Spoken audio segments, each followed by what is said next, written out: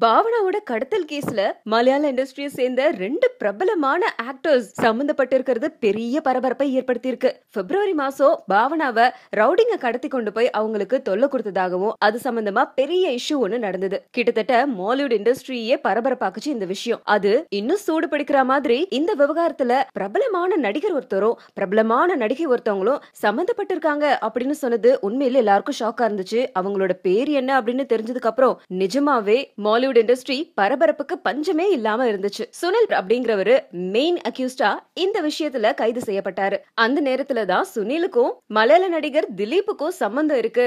In fact இதை செய்ய சொன்னதே திலீப் தான் அப்படிங்கிற மாதிரியான தகவல்கள்லாம் வெளியாச்சு. ஆனா தனக்கு பல்சர் சுனில் யாருன்னே தெரியாதுன்னு திலீப் சொன்னாரு. அவர் அப்படி சொன்னாரு. ஆனா இப்போ நடிகர் திலீப்போட செகண்ட் வைஃபான காவ்யா மாதவனோட ஆன்லைன் ஷாப் ஆபீஸ்ல போயிட்டு போலீசார் அதிரடியா சோதனை எடுத்திருக்காங்க. காரணம் என்னன்னா பாவனா கடத்தல் கேஸ் விஷயத்துல காவ்யா மாதவனுக்கும் பெரிய பங்கு இருக்கும் அப்படிங்கிற சந்தேகம் தான். ஆக்சுவலா என்ன நடந்திருக்கும்? காவ்யா மாதவன், திலீப், பாவனா இவங்க 3 பேருக்கும் ஒரு இன்சிடென்ட் ஒண்ணு நடந்துச்சு. இன்ஃபேக்ட் திலீப்புக்கும் மஞ்சு வாரியருக்கும் டிவோர்ஸ் ஆனதே பாவனாவால தான் அப்படின்னு சொல்லப்படுது. ஃபாரின்ல ஒரு நிகழ்ச்சியில பங்கெடுத்துக்க போன இவங்க 3 பேர்ல காவ்யா மாதவனும் திலீப்பும் ரொம்ப நெருக்கமா பழகின விஷயத்த பாவனா மஞ்சு வாரியர் கிட்ட சொன்னதாகவும் அதனுடைய வெளிப்பாடுதான் மஞ்சு வாரியருக்கும் திலீப்புக்கும் டிவோர்ஸ் ஆச்சு அப்படின்னு சொல்லப்படுது. அத மனசுல வச்சுக்கிட்டு தான் காவ்யா மாதவனும் திலீப்பும் பாவனாவை அசிங்கப்படுத்துறதுக்காகவே இதை செஞ்சிருக்காங்க அப்படின்னு சொல்லப்பட்டது. இந்த சோதனை எதுக்காக அப்படின்னு பார்த்தா பல்சர் சுனில் பாவனாவோட ஆபாச படம் அடங்கின ஒரு மெமரி கார்டை காவ்யா மாதவனோட ஆபீஸ்ல கொடுத்ததாக சொல்லிருக்காரு. அந்த மெமரி கார்டை தேடிதான் பயங்கர சோதனை பண்ணிருக்காங்க. ஆனா போலீஸ்க்கு கடைசி வரைக்கும் அந்த மெமரி கார்டு கிடைக்கல. அண்ட் இதே மாதிரி திலீப் கிட்டையும் போலீசார் 13 மணி நேரம் விசாரணை பண்ணிருக்காங்க.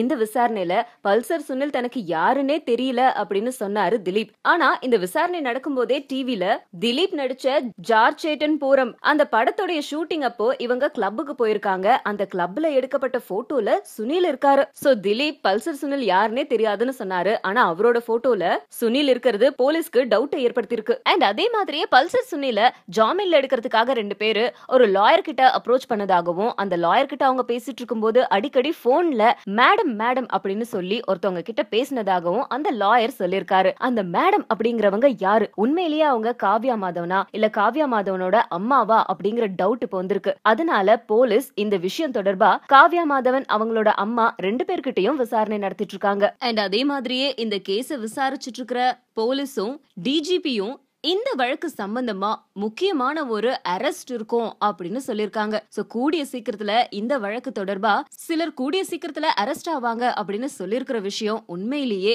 மாலிவுட் இண்டஸ்ட்ரியையே ரொம்ப பரபரப்பாக்கிருக்கு அப்படின்னு தான் சொல்லணும். You have to be very careful of the memes and the comments that come on social media because they can ruin a career or ruin a film. So, but people at the same time notice, hey, paara, background la maze irukku.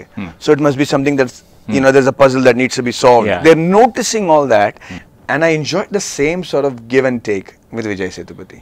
He's also such a secure actor, extremely thinking actor, and who's always wondering not about how he'll be seen, but how the scene will come out.